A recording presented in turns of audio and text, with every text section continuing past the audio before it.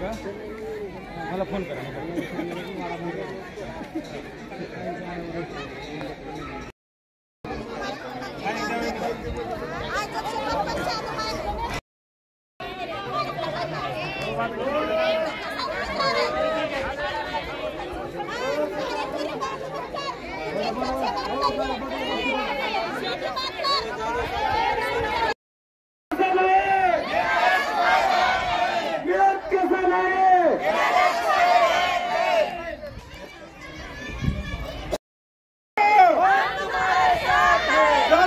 तुम संघर्ष करो.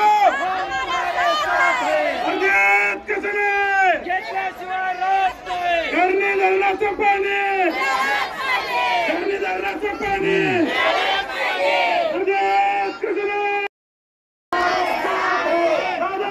तुम संघर्ष करो.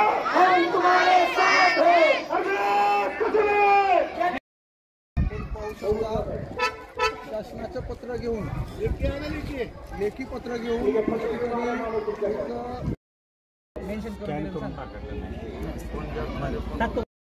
यशस्वीता झालेली आहे आणि हे काम सुरू करण्याकरता आमच्या बरोबर सहकार्य करावं.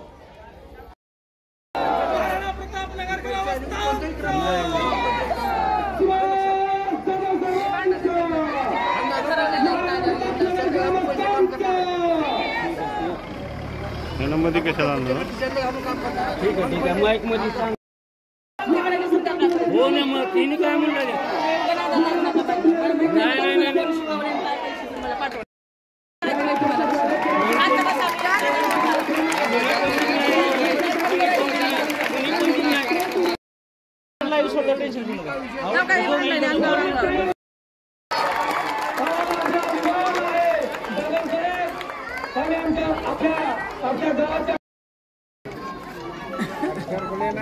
ते महिला वगैरे घ्या. आंदोलन पाठीमागे घेतलेलं नाही. सगळ्यात अगोदर मी आपल्या माध्यमातून सर्वांना सांगतो, प्रशासनाला सांगतो, शासनाला सांगतो, हे आंदोलन स्थगित केले असं समजावं.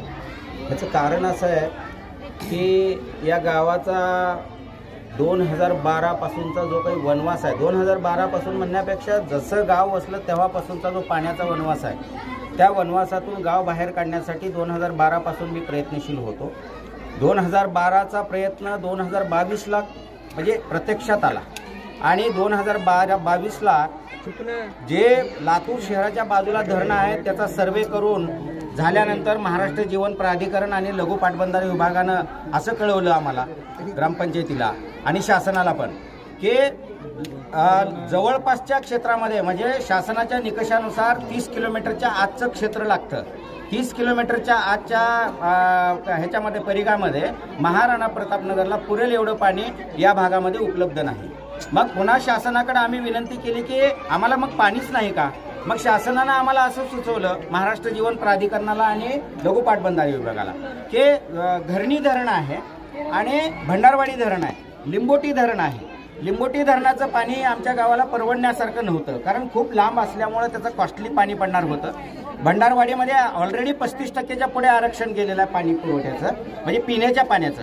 राहिला विषय फक्त घरणीचा होता आणि घरणीवर आरक्षण शिल्लक असल्यामुळे शासनानं मान्यता दिली किंवा घरणीवरून तुम्हाला उद्भव घ्या आणि ही योजना पूर्ण करा. मग त्या प्रमाणानं एस्टिमेट झाला, टेक्निकल सँक्शन झाली, काम वर्क ऑर्डर झालं टेंडर होऊन आणि काम चालू झाल्यानंतर हे तुम्ही बघताय 70% काम पूर्ण झालेलं आहे. प्रशासनानं पण आत्ता मान्य केलं तुमच्या समोरच, 70%च्या पुढे काम झालेलं आहे. घरणी धरणामध्ये जवळजवळ विहिरीचं काम पूर्ण झालेलं आहे खोदकाम करून. पाईपलाईनचं अर्ध काम पाईपलाईनचं झालेलं आहे, म्हणजे जे कच्चं म्हणजे बगर फिल्टरचं पाणी जे येणार होतं त्या पाण्याच्या जलवाहिनीचं. मग आता असं लक्षात आलं की काही लोकांनी त्या भागातल्या शिरांपाळ आणि चाकूरच्या लोकांनी एक आंदोलन उभा केलं. ते आंदोलन खोटे अफवा पसरवून आंदोलन उभा केलं. कशी खोटी पसरवली की हे लातूर शहराला पाणी जात आहे म्हणून आमचा विरोध आहे. परंतु माननीय तत्कालीन जिल्हाधिकारी BP पृथ्वीराज साहेब आणि महाराष्ट्र जीवन प्राधिकरणाचे कार्यकारी अभियंता, लघु पाटबंधारे विभागाच्या लोकांनी या आंदोलनकर्त्यांना सांगायला पाहिजे होतं की बाबा हे पाणी महानगरपालिकेला जात नसून हे महाराणा प्रतापनगर फक्त एका गावाला जातं, एवढं सांगायला पाहिजे होतं. पण ह्या लोकांनी सांगितलं नाही.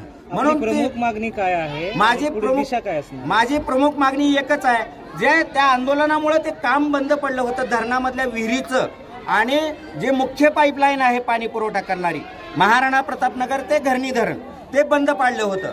शासनानं तोंडी आदेश देऊन बंद ठेवलं होतं. माझी मुख्य मागणी एकच आहे, त्या कामाला तात्काळ सुरुवात करा. पाईपलाईनचं काम सुरुवात करा आणि त्या भागातलं जे विहिरीचं काम बंद पडलेलं कॉन्क्रिटीकरणाचं ते काम तात्काळ सुरू करा.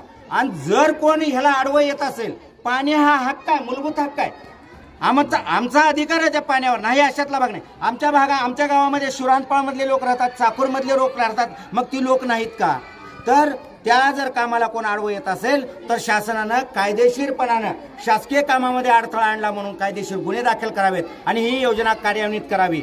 आणि हे मागणी का करतोय?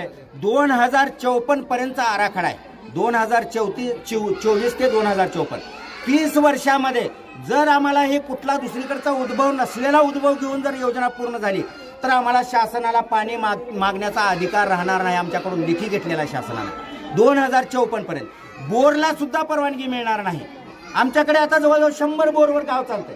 मग हे पाणी पुरवठा जर योजना कार्यान्वित नाही झाली, पाणी मुबलक नाही मिळालं तर आम्हाला उपाशी मेल्याशिवाय पर्याय नाही. ह्याच्यासाठी आंदोलन आहे. आता हे आंदोलन आपण स्थगित केलं, त्याचं काय करणार? मी आज आत्महत्या करणार होतो जर शासनानं निर्णय घेतला नसता तर. पण शासनानं निर्णय असा घेतलाय की त्या कामाचं तात्काळ आम्ही सुरुवात करण्यात येत आहे असं जे आश्वासन दिलंय, येत आहेचा आदेश काटछाट झाल्यामुळे येणार आहे मुख्य अभियंत्याकडून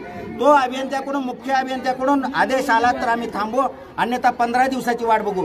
15 दिवसानंतर कसल्याही प्रकारचं निवेदन न देता जिल्हाधिकारी कार्यालयामध्ये मी सुभाष जावरा आत्मदहन करणार आहे, हे प्रशासनानं ध्यानात ठेवावं. धन्यवाद.